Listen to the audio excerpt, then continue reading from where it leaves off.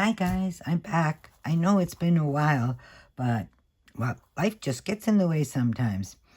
Christmas was crazy, and since I live in Germany, I had to enjoy all the Christmas markets and all that stuff. And then January came, and on a spontaneous decision, I organized a small junk journal meeting in January. I had 4 wonderful days with 10 other women. It was just lovely. We got to create and talk and drink a little bit and just have some fun. I'm fortunate enough to be able to meet with some of the ladies from the Junk Journal group on a regular basis. And one of the ladies loves shabby chic, pinks, rose, all that romantic stuff. And those that know me, pinks and rose and all that romantic stuff is a bit out of my comfort zone. I love my lace and pearls, but pink is not one of my favorite colors. It's not that I don't like pink. I like pink. It's just girly, and I'm not very girly. So one of the ladies in the Junk Journal group, she has... she loves the pinks and roses and stuff, and she had requested that we make some romantic ephemera, and that's what inspired this journal. So I'll show you what started it all. So since it's out of my comfort zone, but I'm always up for a challenge, she wanted to make some bags that she had seen on the internet and such romantic layouts and tags. So I had made a few things, and there's a few here in the journal also. So after making them, I didn't hate it. It was quite pleasant. It opened up another side to me. But I decided I got to do something with it. Can't just have them sitting in a box. So I thought, okay, I'll really come out of my comfort zone. And like I said, we met in January. So I decided I would put together a shabby chic, pink, romantic journal together. So I put some pages together, and I thought I'd work on it at the long weekend, on the Junk Journal weekend retreat. But yeah, with all the other stuff we did and talking, I didn't get to it. But since then, in January, I finally managed to finish this journal. So I thought, before I sell it, I am going to make a video to show you what I did. So this journal is, someone's going to ask the size. It is 8 by 5, and on the wide side 2 inches. And for my German European friends, it's like 13 by 22 and 5 centimeters. It's basically, this journal is made from a repurposed book. I love using hardcover books, and that's also what dictates the size that I usually make things. And here you can see that's the original book, and here's the spine. It had some writing, so I used some lace to cover it up, and then I just distressed it a bit. I want to keep this a little simple. And on the front, I did I overkilled it with the collaging, but I had so much fun I couldn't stop with laces and die cuts and buttons and all kinds of stuff. Hopefully you can see all that. And originally I wanted to do a tie closure, but it wasn't working for me. So all the sari silks and ribbons I had for the closure, I decided I'm just gonna I put them together so they can, whoever buys this journal, they can use this in the journal if they wish. And it clips on with a bull clip onto the spine, so if they do actually write in the journal, it won't bother them. And here I have some sari silk, some ribbons, some laces, some beads. Anything that was pink in my stash got used. So this is the front, as I just showed you. Silly me. Let's get to the stuff. Enough chattering away here. So we have I used a lot of digis because I love digitals, and I used a lot of my coffee dyed papers. I will post the companies I used. I can tell you I used some from Crafty Junk Prints, My Porch Prints. That's what these ones, I know that. Blossom Paper Art, Crazy Watercolor for some of the ephemera stuff. And that was like a lot of this pretty stuff. This company, Crazy Watercolor, they were new to me. And of course, some Francis, Cheryl Francis art. I love her papers. But I'll link them also. And other stuff I've had in my stash forever. Do not ask me. You know, I tried to incorporate anything I had in my stash in this journal that was rose. So, to show you, I added a big pocket that went from right across from front to back. This background here, I don't know if you can see it, is a wallpaper. And it was one of the girls at the Junk Journal meeting, a retreat in January, brought a wallpaper book. And so, Corina, thank you. I cut out some pages, and this is one of them. I thought it suited in there. And I used some lace here, but I backed the lace because I find sometimes lace pockets are difficult to get things in and out. I backed it with some parchment paper, or we call butterbrot paper, something very thin, so it doesn't add much to it, but things can slide in and out much better. I did add lace to a lot of the pages. I used digitals and coffee dyed papers, a bit of everything. Here you see I did a little stenciling on, did a little collage pocket. This is one of my coffee dyed papers using, it looks like lace, some little tags so that there's some writing spaces. Oh, and I am so crazy for these embellished tabs. They are like just my jam, as some Louise or someone likes to say. Here's another pocket collage. Here I use some scrapbooking paper and some trims. I'm trying to use up everything I have. Here was a digital print, but it actually, when I printed it, it was very bright pink for me. So out came the coffee, or in this one, I think, it's probably a mixture of coffee, or I love to use the oxide ink pads and mush and tone things down. More lace. This one, I'm not sure, but I'll list it all. So a little bit of stamping.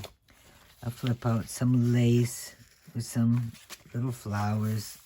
More coffee dyed. Big tabs, embellishment tabs. Love, love, love making them. This one, I glued this one right down for a decorative effect. And on this side, I left half of it open for a little tuck area.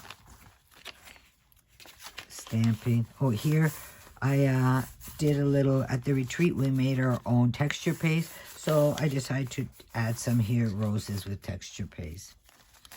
And here was a double lace pocket. And these were also some cards we did on our on one of our junk journal meetings at one of the girls' house. Here's an envelope with some writing space. And this, I just hung it on this side and let the cards hold it. They can clip it in if they want. This is a sticker. But I want to show you. I hope the camera picks it up because I am so happy with the results. You'll see I have a few stickers in this book, and normally I love stickers because they're so pretty, but they're always so shiny, and I don't like that really shiny. And in the past, I used this stuff. It's called, we call it Mod Podge purple. It's not that it's purple, it's white and some hard coat stuff, but the package is purple. That's why we say the purple Mod Podge. And if you brush that on your shiny stickers or anything shiny, it makes it matte. But this is a little pricey. Then, due to some, I'm sorry, I don't remember which German YouTuber posted it. She did a haul here by a store we have called Action. So this is interesting for my European or my German friends. She bought this glue. I don't know if it's a glue or it doesn't even say what it is. Some kind of a coating. And this comes in two versions, a matte and a glossy. And she had mentioned that the matte really is matte. Well, anything that's matte, I have to try it. And the best was, this was only something like €2 for the jar. So off I went to TD. For my German friends or European friends, if you can find this at your TD, get it. It's a must-have. Get as many as you can get. You have to look. I found some in the sewing section, I found some in the wool section, and I found some in the wedding section, and I found some in the deco, all that decorative charms and beads and stuff. You have to really dig for it. I think they just hang it. It comes in a blister pack, and oh wait, I have one here. Yeah, here I have one in the original package. I think they just hang them wherever they can. It's a quite large jar. They have something that's really small, but this one, you want the matte. Definitely get the matte. Well worth it. As you see, it's €2. Must have. But anyways, now I've got onto a tantrum. This is interesting for my German and European friends. You will see it makes stuff really matte. I think even a little better than the Mod Podge. Okay, so back to the flip through. A lace little pocket, some coffee, and it looks like I used probably Easter egg dye or watercolors to make that paper. Coffee dye lace. I try to leave some writing space. I don't know if someone actually writes in journals anymore, if they just decorate them. Yeah, there's 3 signatures, and I think each signature has, wait, 1, 2, 3, 4, 5, 6. 6 pages per signature, and they're sewn in. So, and then here we go, some more. These were more from the collages from that, some scrapbooking paper. Trying to use it all up. Long tabs, love them. Paper, a little collage of lace. Trying to use some of that up. Little tuck pocket with a few tags. Don't know where they're from. This is also a sticker. These TD had a while ago. They're really long, tall stickers, and here I put this stuff on top of it, and it looks really matte. If you really angle it, you might see a touch of a shiny, but trust me, it looks really good compared to a shiny sticker. A little lace, some papers. Another little tuck spot. Some more. See, I sometimes leave these tabs, only glue them halfway so I can use them also as a tuck spot. Here, this again is a sticker. Can't tell. Another tag. Decorative. Some writing space. Yeah. Oh, here I just did some texture paste with dots with the texture paste we made at the retreat. Another long tab. As you see, I'm trying to use everything I have because I love die cuts. I buy them, then they sit in the drawer. And scrapbooking papers, laces. I'm trying to, yeah, stamps. Oh, can't even talk to you about how many stamps. I have a sickness with stamps. Some collages, pictures. A lot of this stuff, don't know. Lace, again. Some stamping. More sewing. This tag is just clipped in with a paper clip. Oh, here I used, I have one of those punches that makes these, and I thought, oh, that's for something different. Here to show, I put this here so that you see this, you can tuck spot here. This was, actually this was a digital, that's German paper, and then I added some gesso on it to tone it back. More plunched, I call it plunching, distressed inks. Probably I used, if I know me, Victorian velvet and some tattered rose and some coffee to get a shabby look. You just have to play. Some more tabs with stamping, some cards, a pocket here. Yeah, this is avocado paper I stained. And a little booklet to write in more. And then I made, I used a doily, a coffee dyed, but I glued the doily onto a bit of thicker copy paper or cardstock because you can't get anything in and out. And I folded it over. So we have a little more, some writing paper. Coffee dyed, of course. Printer paper. Sometimes I will print on both sides of the paper when I know which one I wish to use. Oops, a little flip up here. Something else. More tucking. And then this, I don't know if the camera's going to pick it up. One of the girls has sent me a link to a YouTube video. If I can find it, I will post it also below. Where the YouTuber, she had taken, packing tape, the clear packing tape, and she had taped one side to the, let's say you tape it to here, to this side of the paper. So the sticky side's up, and then she placed some little flowers on the packing tape, and then she placed another layer of packing tape on top where you catch the page and encase her flowers. I used this kind of flowers.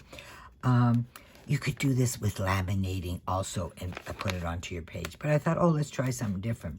Of course, this was shiny as heck because it's packing tape. I trimmed the edges because when you place the two layers together, I'm telling you, it's not so easy to get them so they don't wrinkle. I would recommend not making it so long. Just try the technique on shorter pieces because it's easier to put two pieces of packing tape together than one big one, If you ever try to tape a package, it's So since my edges here weren't even, I just trimmed it with the scissors to give it a shabby look. But then when it was done, it was really shiny. I didn't like it. And of course, I took out my matte medium. I brushed on one side, let it dry, and brushed it on the other side. And as you can see, it is really, can you see that? It's a matte in comparison to this shiny packing tape. So that was also something new to try. And more avocado dyed paper with some lace and the back pocket with a little card. And that's it. I hope I was in screen the whole time. So I hope you like my shabby chic book journal. Totally out of my comfort zone, but I do have to admit it was hard getting started because of all the pink, but once I got into it, I actually enjoyed it. I guess the girly side of me came out a bit. So like always, please leave a comment, a thumbs up or something, a like or share, or just say hi that I know you're out there and let me know what you're working on. And I have a few more projects I want to work on. And I have a few techniques I want to share with you, but a lot of stuff is with nature, connect with nature, and yeah, February is not exactly a wonderful time of the year. But I will try to post some more videos, and I'm right now organizing all my washi tapes, so maybe I'll share with you how I organize them. And until the next time, have a great day and tschüss.